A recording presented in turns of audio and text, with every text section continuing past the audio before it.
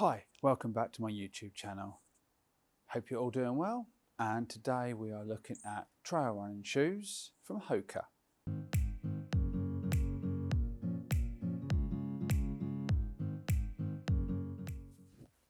Today we are looking at the Hoka Challenger AT6.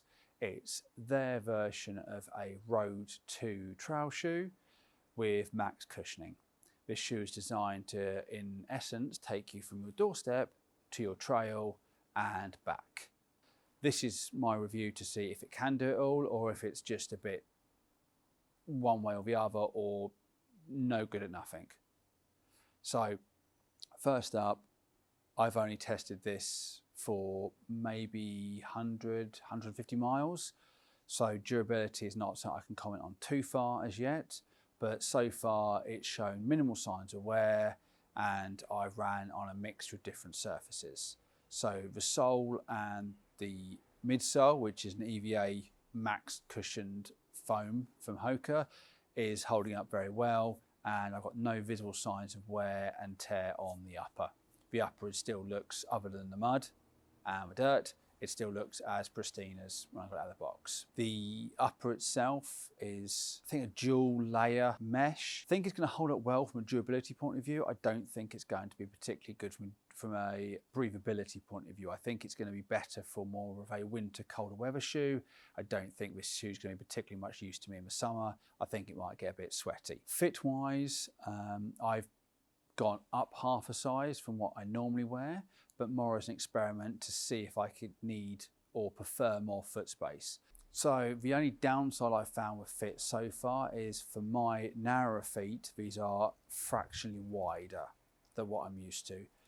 So I struggle a little bit to get a lockdown tight across the forefoot, although it does give me plenty of space in the toe box, which is a nice change.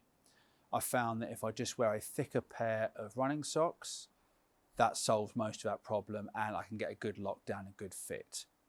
The rear heel counter is stiff and well built, very stiff, but again, I've found that works well. I had no rubbing, no chafing, and no hot spots anywhere on the shoe. Length of runs, happily do 10-mile plus runs in them without any problems at all. So fit wise, I'm very happy with them. The other plus side I find is the max cushion sole. I've never run Hokas before, this is my first pair. Now the cushioning is great, like it is really soft, it is really luxurious, and it's very different to what I'm used to running in. But it is a lovely soft feel. The downside of a soft feel is you lose a lot of you lose nearly all ground feel, you lose most responsiveness. I can't get any pace out of them, they feel sluggish, they feel bleh. Now I bought these for a mixed trail road recovery shoe for slower and longer runs. So for me, I don't find it's a major problem, but if you were after these shoes for anything speed work or any sort of pace stuff, this is definitely not the shoe for you. They just don't have any pop.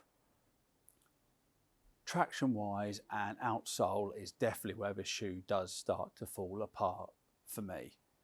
I found that in any sort of conditions at either end of the scope, it's terrible. If it's wet, even road and tarmac pavement is slippery. Manholes are just lethal, and it's just unnerving and unreassuring in the wet. Now, if you go the other way and you go, oh, they're trail shoes.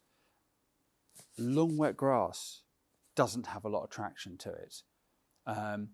Any slight bit of mud, it just slips, it slides. It's not very reassuring, and it's definitely not a dedicated trail shoe or even that good at off-road trail stuff. Obviously, it depends on the surface, but anything wet or soft, it's a no-go for me. And it really surprised me. I thought it would be better in the wet than it was.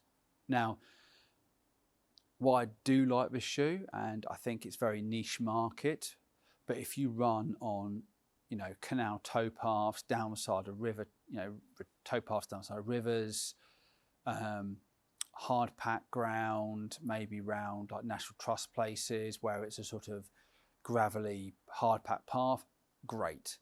Grips well, comfortable, smash the mileage out, no problem at all. So as long as you choose the surface that you're running on and predominantly dry, they do work well and they are good. So yeah, if you're after a road to trail shoe and you do like the idea of a max cushion comfy shoe, I think these are worth looking at. You just have to be mindful where you're going to run and in what conditions you're going to run in. You know, if you are going to run in wetter conditions, I would look at maybe the Saucony or other shoes on the market which do road to trail. So has anybody running these? Have people running different road to trail shoes that they feel would be beneficial for me to try and test? I'm open to new ideas always. So please do let me know in the comments if you've had any thoughts on these, if you disagree with me completely. Please let me know. Please like and subscribe and share this video, and I'll see you again soon. Thank you.